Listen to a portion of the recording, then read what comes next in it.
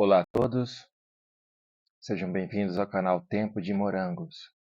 Eu sou o Dom Margarido e estarei com vocês hoje, conduzindo os discursos sobre o tema Como mudar a si mesmo. Como mudar a si mesmo e impactar o mundo. Este tema, embora pareça impopular, porque todo assunto de mudança enfrenta bastante resistência, mas é algo de muita importância e precisamos falar sobre isso. Precisamos falar sobre a mudança. A mudança que nem sempre é bem-vinda, mas que acontecerá, segundo a vontade ou a resistência de cada um. É melhor que ela seja voluntária, é melhor que ela seja bem-vinda, acolhida com aceitação, do que ela seja imposta pela vida ou pelas circunstâncias. Não é mesmo? Como mudar a si mesmo? Ora, nenhuma mudança é fácil. Nenhuma mudança parte do princípio de que nós estamos prontos a recebê-la, mas através do acolhimento progressivo, através da aceitação paciente, nós podemos nos adaptar a qualquer tipo de mudança. E não importa realmente se você está pronto ou não, ela vai acontecer.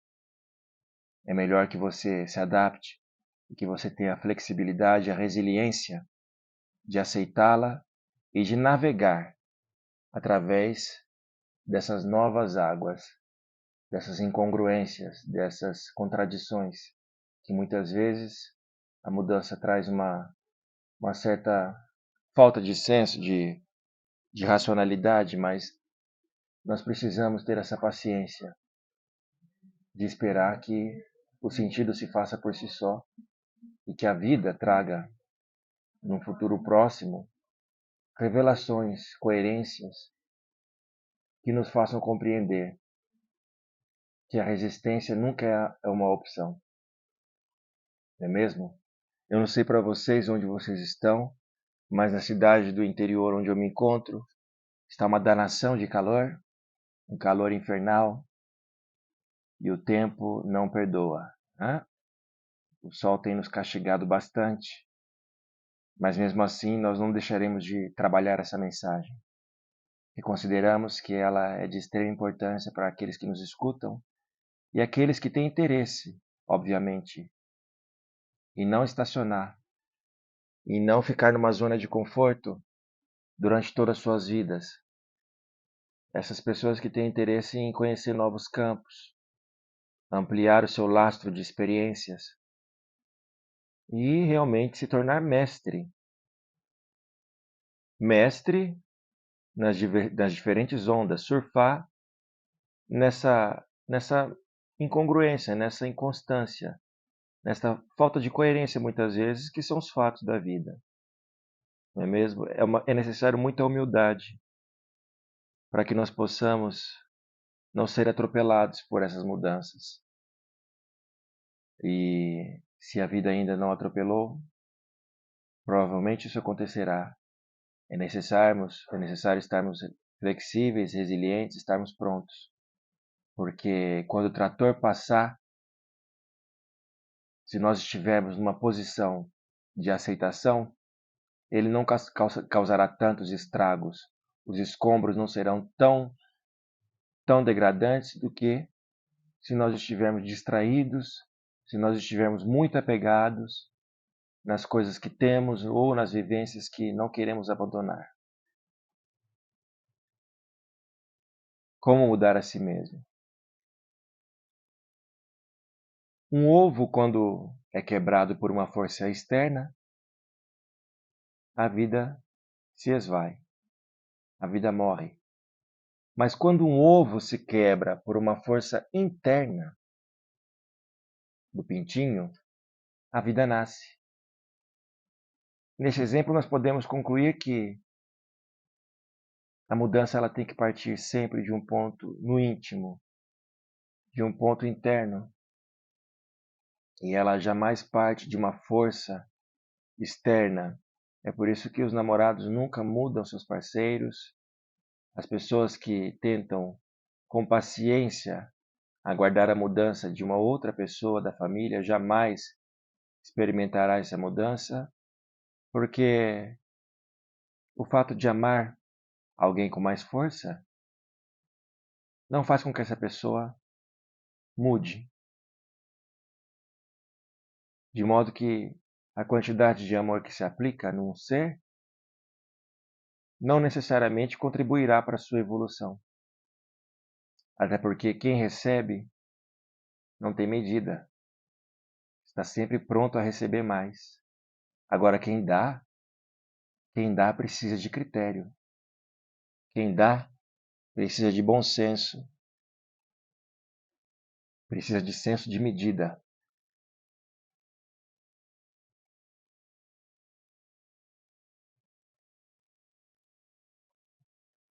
Tem pessoas que só sabem receber, é óbvio, e acreditam que você tem a obrigação de doar, porque, infelizmente, essa dinâmica, essa codependência se instaura nas relações de modo muito fácil, de modo muito desapercebido.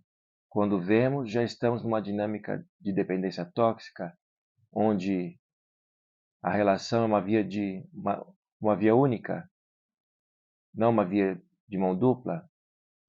E nós sabemos que para que haja equilíbrio é necessário dar e receber, não é mesmo? Então, mesmo quando você sente o ímpeto de ajudar alguém, é necessário critério. É necessário realmente bom senso, senso de medida. Porque muitas vezes a pessoa não somente não tem limites para receber, como exigirá que você continue dando.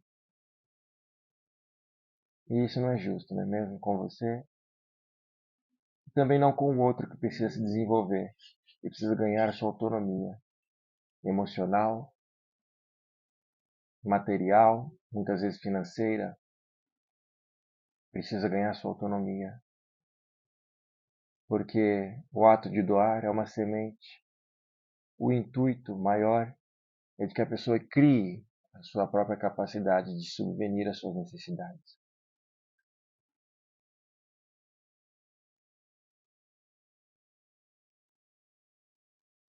De modo que aqueles que experimentam a mudança acabam ficando mais aptos, mais voláteis, mais flexíveis. E nós sabemos que o que interessa nessa vida é a capacidade de cada um de aderir ao movimento, de ir em favor da onda, não remar contra, não resistir àquilo que é inevitável. O conceito estoico de amor fati fala justamente sobre isso, sobre essa capacidade inerente ao homem de aceitar as experiências boas e ruins, de aceitar muitas vezes a tragédia de um ponto de vista entusiasmático, de um ponto de vista positivista, de um ponto de vista que não deixa a peteca cair, não deixa se definir pelas circunstâncias temporais e efêmeras de cada momento, porque a paciência tem provado que nenhum sofrimento é eterno, como nenhuma alegria também é eterna. Nós estamos aqui para experimentar, para experienciar. A vida é um ato empírico, é através da experiência que nós aprendemos como equilibrar o fluxo das emoções. E é o que interessa. Para quem realmente está interessado em mudar, a palavra-chave é o equilíbrio emocional e mental. O equilíbrio emocional e mental. Quem atinge esse ponto, esse nirvana, esse famoso equilíbrio, realmente não tem muito o que temer na vida. A vida acaba sendo seu cachorrinho. A tempestade já não assusta mais. Não importa a sua religião, não importa se você é espírita, umbandista, evangélico, católico, mas se o seu corpo, se os seus corpos estão equilibrados, você está pronto para qualquer desafio. E isso é maravilhoso. Inclusive, pronto para experimentar superpoderes que a mente nos esconde. Que nós sabemos que a mente, muito mais de 90%, é desconhecido. Nosso DNA, grande parte da cadeia de DNA, que a ciência não conhece, não consegue entender por que existe. Bom, ela chama de uma jerk DNA, né? DNA lixo, porque não compreende. Mas você, equilibrando os seus corpos, você consegue ter acesso às funcionalidades do corpo que ainda são um mistério. As funcionalidades da mente, que nós não temos a menor ideia de como desvelar quando estamos muito cristalizados na experiência material. Portanto, a mudança envolve um recolhimento, envolve um esforço lógico, um esforço pensado de se retirar de padrões negativos, de relacionamentos tóxicos, de hábitos que são hábitos parasitários, hábitos que não efetivamente contribuem para o desenvolvimento e para o autoconhecimento. Porque enquanto estamos distraídos, coisas importantes têm acontecido. Decisões têm sido tomadas a níveis superiores, a nível governamental, a nível dos poderes que nos controlam. E nós precisamos estar a par, nós precisamos buscar essas informações. Nós precisamos sentar, de alguma maneira, trazer a cadeirinha dobrável e nos incluirmos nessas mesas que não nos incluem. Nós precisamos estar lá. Mesmo que esteja disfarçado de árvores, nós precisamos recolher essas informações que nos concernem. Informações que se tratam do nosso destino, da agenda de nossas vidas, da experiência que teremos, como, por exemplo, a pandemia que enfrentamos, que brevemente causou uma reflexão nas pessoas a partir do medo que isso gerou, mas também não foi suficiente para provocar mudanças profundas a nível comportamental, a nível de consumo, a nível de conscientização da utilização dos recursos. Nós queremos, obviamente, nós estamos totalmente interessados em mudar a nós mesmos porque já compreendemos que nada podemos fazer com relação ao outro, a não ser, pelo nosso próprio exemplo, ditarmos o que acreditamos, o que queremos como mundo. Porque as pessoas medíocres estão, obviamente, perdendo seus tempos, imersas em diversos entretenimentos, diversas distrações. Pão e circo é o que a humanidade tem experimentado desde a aurora do tempo, desde a noite da história. Futebol, assuntos menores, têm sido ferramentas utilizadas desde a época dos gladiadores, a violência, ao sensacionalismo, não é mesmo? Para que as pessoas estejam numa frequência vibracional bastante densa, bastante mórbida, bastante letárgica, numa frequência em que elas não estejam propriamente gozando de clareza para se rebelarem, para questionarem, para contestarem as decisões daqueles que nos comandam. E a mudança a nível pessoal, sem dúvida alguma, impacta de forma incomensurável o nosso ambiente. E uma pessoa que se acende é um grande prejuízo para a Matrix, porque da mesma forma que uma maçã podre contamina todas as outras, uma pessoa que se ilumina também contamina as demais e acaba se tornando a mosca da sopa para o sistema. E é isso que nós queremos, justamente. Esse é o nosso objetivo, incomodar. Porque viver de forma passiva, de forma automática, sem refletir os reais interesses daqueles que nos comandam, daqueles que de forma verticalizada impõem os preços no supermercado, tudo isso nos interessa. Tudo isso impacta a nossa qualidade de vida. Será que precisamos de tantos objetos, tantos eletrodomésticos? Será que temos tantas necessidades que só essas invenções tão prodigiosas do século XXI, do século XX, só elas podem suprir as nossas necessidades? Ou será que podemos renunciar a muitos desses confortos, a muitas dessas facilidades, no objetivo de termos mais condições financeiras e também de gozarmos do fruto do nosso próprio trabalho? É uma questão que se coloca. Será que um simples sapato justifica uma etiqueta de R$ 2.000 ou de R$ 500? Qual será o preço de um sapato? É o seu valor utilitário? Ou é o Just Do It? Just Do It, da Nike, por exemplo. Um Fusquinha continua sendo um carro, tal qual uma Mercedes.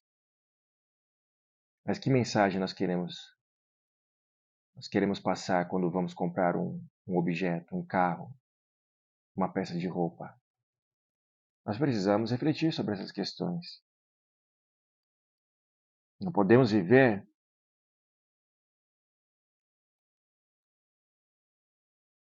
segundo as influências que nós desconhecemos. Precisamos claramente decidir e assumir a nossa capacidade de decisão. É um jogo. Coragem e covardia são um jogo que a gente joga a cada instante. Ninguém é obrigado a estar sempre acertando, mas é obrigado a refletir sobre os erros, a concatenar as ideias, a entender, a aprender dos padrões negativos, das escolhas erradas e infelizes que nós temos. Nós precisamos compreender esse jogo que se passa muitas vezes no campo de batalha da mente. E como é que nós vamos dominar essa máquina, essa engenhosidade misteriosa que é a mente? Como é que nós não seremos sucumbidos pelas inúmeras emoções que muitas vezes não sabemos nem descrever a origem ou o que é que estamos sentindo? Tudo isso faz parte do processo de mudança, de metanoia.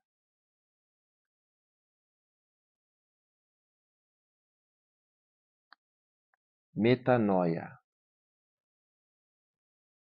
Parece que para que uma mudança significativa ocorra, a pessoa precisa ter atingido o fundo do poço. No entanto, esse fundo do poço é relativo para cada indivíduo. Justamente porque é você quem decide quando chegou o seu fundo do poço. Ninguém mais vai testar os seus limites além de você mesmo. Ninguém mais poderá te amparar e te resgatar. O Cristo está ocupado. Sinto informá-lo. Todas as potencialidades, os recursos do resgate já se encontram dentro de si próprio. O reino é um reino interno. De modo que é imprescindível, é imperativo que cada ser tome a decisão, cada ser decida qual é o seu próprio limite para cavar o fundo do poço. É relativo. Um abismo chama outro abismo. A gente pode ir sempre mais fundo, mas muitas vezes é necessário um choque, é necessário um certo baque para que as pessoas, num nível muito íntimo, no seu foro íntimo, decidam que realmente este é o meu limite, este é o fundo. Eu não quero mais cavar mais fundo do que isso. E aí nós podemos sim, nós podemos só subir. A partir desse momento em que você decide que já esgotou as suas possibilidades de se afundar ainda mais, e já é suficiente ter comido essa quantidade de grama,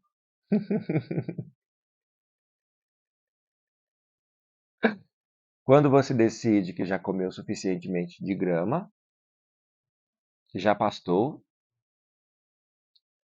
que já não aguenta mais regurgitar como um boi, ficar mastigando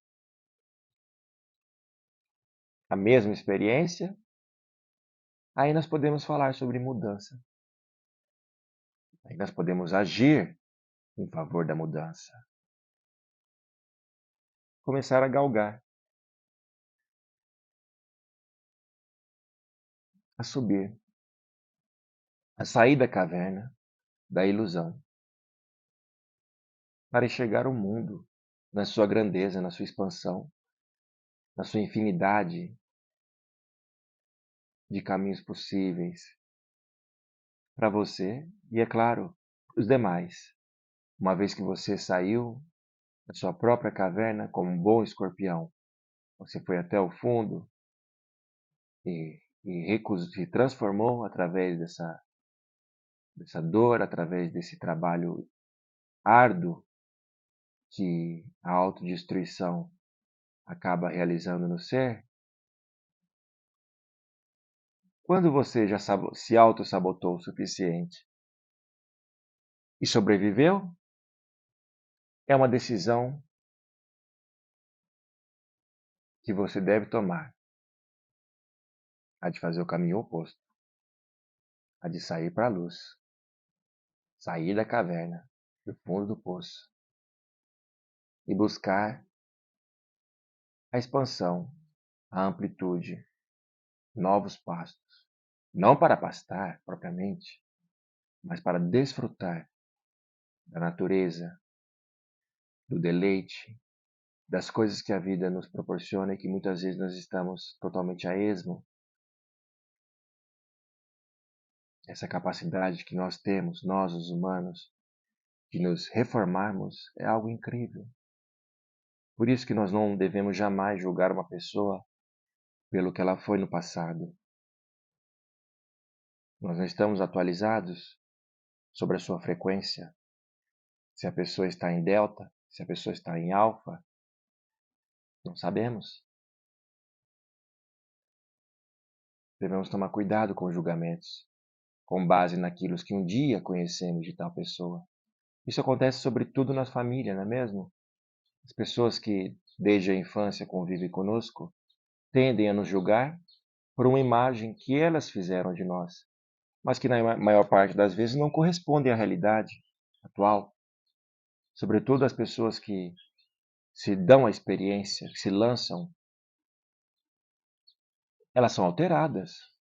É como uma obra, é como um oleiro que faz um jarro de barro. O movimento vai trazendo novas formas. A pessoa não é aquele ser que muitas vezes as pessoas têm na memória. E é o erro da família. Eu costumo dizer que família é aquele grupo de pessoas que, porque eles pensam que nos conhecem, eles se permitem de nos desrespeitar deliberadamente, com base na visão retrógrada de uma pessoa que muitas vezes nem existe mais. É gravíssimo. Muitas vezes esses relacionamentos tóxicos que nos afundam ainda mais na letargia, na autossabotagem, Começa com uma tia, com uma mãe, com uma família que não propriamente incentiva os seus entes ao sucesso. Mas isso é algo que nós também devemos identificar e devemos tomar decisões, dar a cada um segundo o seu mérito. Se nós queremos crescer, é necessário dizer goodbye a muitas pessoas, a muitos padrões que nós recebemos de outrem, sobretudo na infância, sobretudo nos nossos primeiros anos, onde a inocência, a ingenuidade, a dependência, a necessidade de condução, de acolhimento no mundo, faz com que nós, como um terreno virgem, recebamos tantas referências que são retrógradas, inúteis, imobilizantes, nos tiram da nossa essência, da nossa própria capacidade de nos superarmos. Então, quanto a isso é uma decisão que cada indivíduo tem que tomar por si de acordo com as suas próprias circunstâncias pessoais, sabendo que a sua história, o seu passado, a sua experiência de vida jamais deve ser determinante para aquilo que você estabeleceu como projeto, como objetivo. Porque sem objetivo, sem projeto, sem visão, é impossível engendrar uma mudança significativa. As pessoas tendem a se complacer na miséria. A misery loves company. A miséria ama a companhia. Mas se você quer sair da zona de conforto, se você quer sair da predisposição genética que muitas vezes é imposta, é necessário que você caminhe sozinho durante o período. É necessário que você se divorcie, mesmo estando casado depois de tantos anos. É necessário que você entre em contato consigo mesmo e que diminua as referências parasitárias, que diminua o nível de doação, de manutenção de relações que muitas vezes tiram toda a sua energia. É necessário que você se recomponha como um eremita, que você tire um tempo para se conhecer, se observar, contemplar finalmente aonde você está neste universo, onde você está neste planeta, nesta galáxia, qual tem sido o seu papel e de que forma você pode transpor o nível pessoal e impactar o nível coletivo. Por isso que nós falamos de uma mudança pessoal que impacte o coletivo. Porque se você, como indivíduo, for capaz de superar certas limitações que os demais têm grande dificuldade, você é a prova viva de que é possível. E o seu exemplo tem um valor universal. Você está sendo trabalhado pelo universo para que, através da sua vida, você prove que é possível sair de tal poço, de tal caverna, de tal embrulho, de tal situação adversa. É maravilhoso. Aí o jogo da vida começa a ficar interessante, quando você parece compreender que realmente tem um jeito de jogar, que realmente as coisas do mundo são efemeridades, são distrações. Distrações que precisam ser limitadas para que nós possamos acessar um campo mais vasto de informações, muitas vezes quânticas, muitas vezes por fontes que não são fontes verbais, são, são mérito da observação, da contemplação. E nós temos que ter essa capacidade quase infantil de nos maravilharmos com o canto dos passarinhos, com um verdinho que nasce no meio do asfalto, como diz aquela poesia de Mário de Andrade, flor no asfalto. Nós temos que ter os olhos abertos ao mundo, mas tenham o coração ancorado na busca da verdade, para que nós possamos ter essa habilidade de, como as serpentes, como as cobras, deixarmos as peles. Deixarmos as peles que nos pesam, nos renovarmos. Como a águia, no seu exemplo maravilhoso, na sua segunda vida, se isola no alto de uma colina e, com muita dificuldade, arranca todas as suas penas, quebra o próprio bico nos rochedos e, depois de um certo período, tem toda a sua plumagem renovada e um novo bico para que ela possa caçar com maestria, já que o bico antigo acaba entortando e impedindo a águia de caçar e de se alimentar. A natureza nos dá esses exemplos fantásticos de renovação. Nós temos que observar e aprender com eles, porque não estamos em nenhuma encruzilhada que não seja uma ilusão maia, uma ilusão mental, como o uso de entorpecentes, como o excesso de diversão, porque tudo que é excessivo é um sinal de desespero, não é mesmo? A pessoa que ri demais, que ri de tudo, que quer fazer piada com tudo, essa pessoa está desesperada, não é mesmo? Nós temos que encarar as coisas de forma transparente, buscando a honestidade das coisas, buscando a simplicidade, buscando o esvaziamento, o desapego, e não nos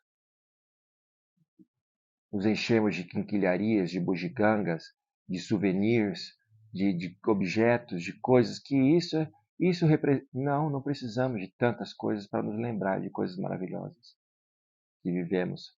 Podemos nos desfazer de muitas cartinhas de amor, podemos nos desfazer de muitos objetos que julgamos que são imprescindíveis para a nossa identificação. Isso tudo é um exercício. A mala precisa estar relativamente leve se nós quisermos experimentar novas versões de nós mesmos. Nós não podemos carregar tantas coisas lá para onde vamos. A não ser o essencial. O seu animalzinho de estimação, não é mesmo? Alguns livros, algumas peças de roupa, mas que caiba numa única mala. Que não tem sentido as pessoas viajarem e trazerem 4 malas, 5 malas de bugigangas que compraram, pagando excesso de bagagem. Isso é uma coisa para o ser humano denso, dessa dimensão. Isso é uma coisa para o ser humano que acha que um caixão caiba muitos souvenirs. Isso tudo fica. De modo que nós temos que nos habituar a utilizar uma única mala. Até porque nós não sabemos o que encontraremos. Novos significados, novos souvenirs, novas coisas importantes que nos esperam e que não serão possíveis de chegar até nós se nossas malas estiverem tão pesadas. Isso vale para os sentimentos, isso vale até para recordações. Eu uma vez em algum lugar vi sobre a história do cálice do esquecimento. Acho que na Bíblia tem uma história sobre isso. Ou até mesmo no esoterismo judaico, na Cabala deve falar sobre isso. Sobre um cálice que você toma e que você esquece totalmente as suas lembranças, as suas memórias. Eu falei, eu preciso desse cálice. Eu preciso desse cálice do esquecimento. Tudo de bom e de ruim, le bien et le mal, ça m'est égal, como diria a canção de Edith Piaf. Non, je ne regrette rien, não me arrependo de nada. Mas se precisarmos tomar o cálice do esquecimento, agora, vamos tomar agora e vamos partir para uma vida em branco, para uma página em branco. Vamos recomeçar, entusiasmados, o jogo da vida. Assim como aqueles monges maravilhosos do Tibete, que fazem aquelas mandalas. Preciosamente aquelas mandalas eles vão fazendo com as areias, aquela arte maravilhosa, que ficam mandalas maravilhosas que demoram às vezes 1 mês, 2 meses para fazer uma única mandala, como um exercício da transitoriedade da vida, da efemeridade das coisas. Eles fazem essas mandalas e não vendem, não, simplesmente quando concluem as mandalas, eles apagam com a mão. Eu não entendi a princípio por que desperdiçar um trabalho tão dificultoso, tão maravilhoso, apagando com a mão. É que esta é a vida. Nós temos esse trabalho enorme de viver e depois temos que apagar tudo. Tanto esforço para compreender, para dar uma linha de sentido, uma lógica, para aquilo que muitas vezes é incompreensível, e depois temos que apagar tudo. Então estejais prontos, todos nós que gostamos da mudança, da metanoia, estejamos todos prontos a liberar espaço, a desapegar de coisas e pessoas, imóveis, e situações, e eventos e memórias. Aí sim, o jogo começa a ficar interessante, porque ao mesmo tempo que não estamos amarrados a nada, estamos livres no impessoal. Podemos gostar de todos e tudo, podemos apreciar tudo e todos, porque estamos dentro do impessoal. Nada é pessoal, tudo é impessoal. E é maravilhoso esse estado. Algumas vezes eu senti essa liberdade no teatro, nas artes, e não tem nada que se compare a você brincar de ser outro alguém, a você não dar tanta importância àquilo que, de modo geral, as pessoas consideram como cabal, como destruidor, como algo sem o qual elas não podem passar. Não é mesmo? Para você é irrelevante. Tanto o bem quanto o mal. Le bien et le mal. Ça m'est égal. Vamos atingir esse estado de desapego. Vamos trabalhar para que o nosso processo de mudança não envolva ninguém além de nós mesmos. Que nós não queiramos evangelizar ninguém, nem provar o nosso ponto de vista para ninguém, mas que nós queiramos individualmente fazer melhores escolhas, usar o nosso poder de escolha, não sermos usados por ele. Porque se nós não tivermos ideia do que queremos, alguém tem uma ideia de como vai nos usar. Enquanto consumidor, enquanto amante, alguém tem alguma agenda oculta querendo tirar de nós alguma coisa de que eles precisam. E você precisa estar atento para não deixar-se ser parasitado, vampirizado, que é uma das tendências mais corriqueiras nos nossos dias, onde as pessoas são manipuladoras, onde as pessoas transversam para chegar aos seus fins, vão por caminhos muito sorrateiros até obter o que elas desejam. Vamos trabalhar com a verdade, que é a melhor forma de despistar. A mentira, bom, não há absoluto. Não é possível ser totalmente coerente. Essas pessoas que dizem que só tem uma palavra, que são honestas, desconfie. E de modo geral temos mais do que uma palavra. E se nós demos a nossa palavra hoje, pode ser que amanhã ela tenha mudado. Porque você é uma pessoa sábia amanhã.